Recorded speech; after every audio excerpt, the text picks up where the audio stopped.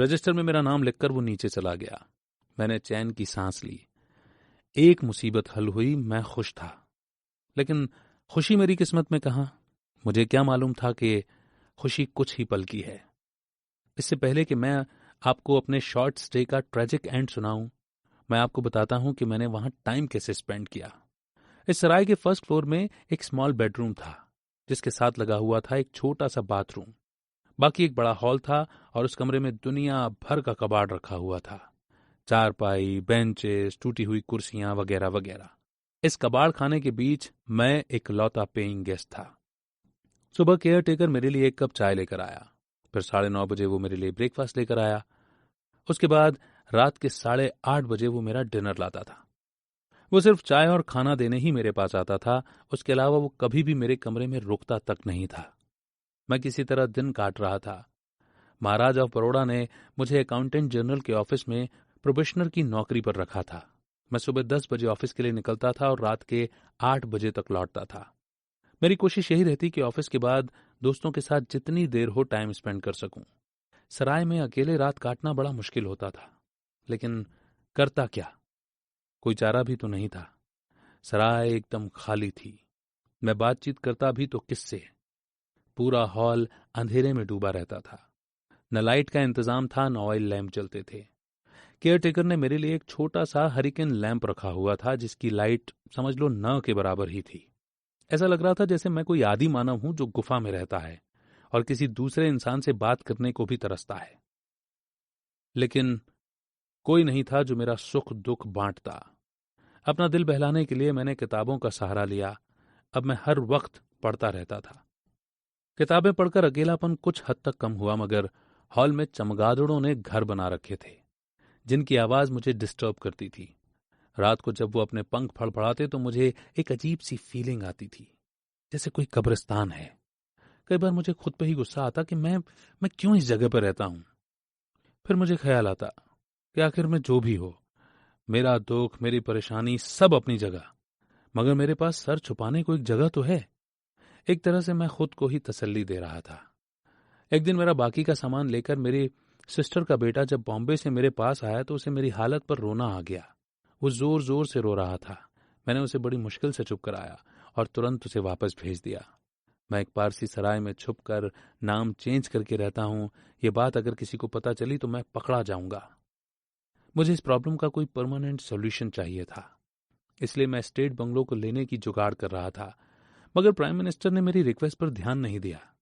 मेरे लिए ये एक अर्जेंट मामला था, मगर उनके लिए नहीं। मेरी पिटीशन एक ऑफिसर से दूसरे ऑफिसर के पास चक्कर खा रही थी। मुझे फाइनल रिप्लाई मिलता उससे पहले ही वो मनहूस दिन आ गया। पारसी सराय में ये मेरा 11वां दिन था। सुबह ब्रेकफास्ट करके मैं ऑफिस जाने के लिए तैयार हुआ। मैं बुक्स लेकर निकल ही रहा था, जिन्हें मुझे आज लाइब्रेरी में वापस करना था, कि तभी मैंने सीढ़ियों पर कुछ लोगों की आवाज सुनी। मुझे लगा शायद सराय में रहने के लिए कुछ लोग बाहर से आए हैं। ये देखने के लिए कि कौन आया है, मैं रूम से बाहर झांकने लगा। मैंने देखा लंबे तगड़े पारसी लोगों का एक ग्रुप गुस्से में मेरे ही रूम की तरफ आ रहा था। उन सब के हाथ में स्टिक्स थीं। उन्हें देखते ही मैं समझ गया कि ये कोई टूरिस्ट ग्रुप नहीं है, और उन्होंने भी इस बात का प्रूफ तुरंत दे दिया। वो लोग मेरे रूम के बाहर ही लाइन में खड़े हो गए और मुझ पर सवालों की बौछार कर दी। कौन हो तुम? यहां क्यों आए हो? तुम्हारी हिम्मत कैसे हुई पारसी बनकर यहां रहने की? बदमाश कहीं के, तुमने पारसियों की जगह को अछूत कर दिया है। उनके सवाल बॉम्ब्स की तरह मेरे दिमाग में फट रहे थे, लेकिन मेरे पास कोई जवाब नहीं था। मैं चुपचाप खड़ा रहा। अब और झूठ बोलने का कोई फायदा नहीं था। मेरी पोल खुल चुकी थी। इनफैक्ट मेरा खुद को पारसी बोलना एक फ्रॉड है, और मेरा फ्रॉड पकड़ा गया था। जो गेम मैं खेल रहा था उसमें कभी न कभी तो पकड़ा जाता। तब ये पारसी शायद मेरी जान ही ले लेते, मगर मेरी चुप्पी और डर ने मुझे बचा लिया। तुम यहां से कब जा रहे हो? उनमें से एक ने पूछा। बड़ी मुश्किल से एक शेल्टर मिला था, मैं इसे किसी भी कीमत पर खोना नहीं चाहता था। अब मुझसे चुप नहीं रह गया। मैंने उनसे कहा, मुझे कम से कम 1 हफ्ते की मोहलत तो दो। मैंने सोचा कि तब तक शायद मिनिस्टर मुझे स्टेट बंगलो दिलवा देंगे, लेकिन उन पारसी लोगों ने मेरी एक नहीं सुनी। मुझे अल्टीमेटम मिला कि शाम तक मैं अपना बोरिया बिस्तर समेट कर चलता बनूं, वरना अंजाम बहुत बुरा होगा। मैंने अपना सारा सामान समेटा और वहां से निकलकर सड़क पे आ गया। अब मेरे पास रहने का कोई ठिकाना नहीं था। उस वक्त मेरी हालत क्या थी मैं क्या बताऊं। मैं फूट फूट कर रोया। मेरे दिल से सबके लिए बद्दुआएं निकल रही थीं। मेरे सर से छत छीन ली गई थी। कहने को तो वो जगह किसी जेल की कोठरी से कम नहीं थी, लेकिन मेरे लिए उसकी क्या इंपॉर्टेंस थी ये सिर्फ मैं ही जानता हूं। पारसियों के चले जाने के बाद मैं कुछ देर सोचता रहा कि अब मैं क्या करूं। मुझे पूरा यकीन था कि जल्दी मुझे स्टेट बंगलो मिल जाएगा और फिर मेरी सारी प्रॉब्लम दूर हो जाएगी। इसलिए घर की प्रॉब्लम एक टेम्पररी प्रॉब्लम थी। इस बारे में ज्यादा टेंशन क्या लेना। तब तक मैं किसी फ्रेंड के घर जा सकता हूं, लेकिन बड़ौदा में मेरा ऐसा कोई फ्रेंड नहीं था जो मेरी तरह अनटचेबल हो। दूसरी जात वाले कुछ लोग मेरे फ्रेंड्स थे। एक हिंदू था और एक इंडियन क्रिश्चियन। पहले मैं अपने हिंदू फ्रेंड के घर गया। मैंने उसे सारी स्टोरी सुनाई। वो मेरा बेस्ट फ्रेंड था और दिल का बड़ा अच्छा था। मेरे साथ जो कुछ भी हुआ उसे सुनकर दुख हुआ, मगर उसने एक बात बोली, तुम मेरे घर आ सकते हो मगर मेरे सारे नौकर भाग जाएंगे।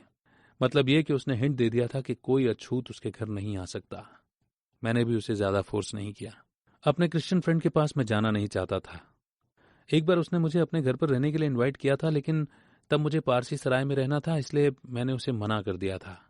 इसकी एक वजह थी। उसकी कुछ हैबिट्स मुझे पसंद नहीं थी और अब उसके घर जाकर मैं उसका एहसान नहीं लेना चाहता था। मैं अपने ऑफिस गया, लेकिन अपने लिए एक शेल्टर ढूंढने का मैं कोई चांस मिस नहीं करना चाहता था।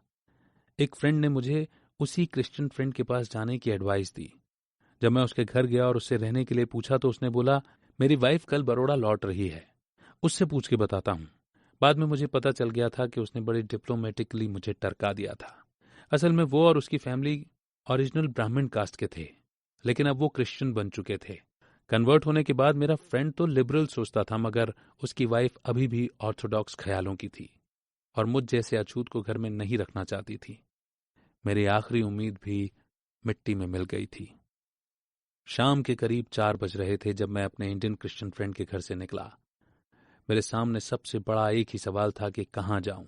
पारसी सराय मैंने छोड़ दी थी और किसी फ्रेंड के घर मुझे जगह नहीं मिली। अब बस एक ही रास्ता बचा था कि मैं बॉम्बे लौट जाऊं। बड़ौदा से बॉम्बे की ट्रेन रात 9 बजे छूटती थी। अभी 5 घंटे बाकी थे। 5 घंटे कैसे गुजारे जाएं? क्या फिर से किसी सराय में जाऊं या फ्रेंड के घर जाऊं? पारसी सराय जाने की मेरी हिम्मत नहीं हुई। मुझे डर था कि कहीं वो लोग मुझ पर अटैक न कर दें। दोस्त के घर मैं जाना नहीं चाहता था। मैं मजबूर था, लेकिन उसके सामने मैं खुद को और मजबूर नहीं दिखाना चाहता था। तो मैंने सोचा चलो कमाठी बाग पार्क में चलता हूं, जो शहर और कैंप के बीच में पड़ता है। उस वक्त मेरे माइंड में कई सारी बातें घूम रही थीं। मेरे साथ अब तक जो कुछ हुआ था उसके बारे में, और स्पेशली मेरे पेरेंट्स मुझे बहुत याद आ रहे थे। करीब 8 बजे मैं गार्डन से निकला, एक तांगा लिया और सीधे पारसी सराय आकर रुका। मैंने अपना लगेज उतारा। केयरटेकर मुझे देखकर बाहर आ गया। हमने एक दूसरे को देखा। वो भी चुप रहा और मैं भी चुप रहा। शायद उसे लग रहा था कि शायद उसकी वजह से ही मुझे इतनी प्रॉब्लम हो रही है। मैंने उसका बिल दिया और वो चुपचाप पैसे लेकर वापस अंदर चला गया। मैं बड़ी उम्मीद लेकर बड़ौदा आया था। मैंने कई सारे ऑफर्स रिजेक्ट किए थे। वॉर टाइम चल रहा था। इंडिया में कई सारे एजुकेशनल सर्विसेज में वैकेंट पोस्ट थीं। वैसे तो मैं लंदन में भी कई जाने माने लोगों को जानता था, मगर मैंने किसी को अप्रोच नहीं किया था। मुझे लगा मेरी फर्स्ट ड्यूटी बड़ौदा के महाराज के लिए है, जिन्होंने मेरी एजुकेशन का सारा खर्च उठाया था, और आज मैं बड़ौदा में 11 दिन रहकर वापस बॉम्बे जाने को मजबूर हूं। पूरे 18 सालों तक मुझे ये सीन नहीं भूला था। गुस्से में पागल 1 दर्जन पारसी हाथों में डंडे लिए मेरे आगे खड़े हैं और मैं उनसे रहम की भीख मांग रहा हूं। और इतने सालों बाद भी इस बात को याद करके मेरी आंखों में आंसू आ जाते हैं। उस दिन फर्स्ट टाइम मुझे पता चला कि एक अछूत जितना हिंदू के लिए अछूत है, उतना ही पारसियों के लिए भी है।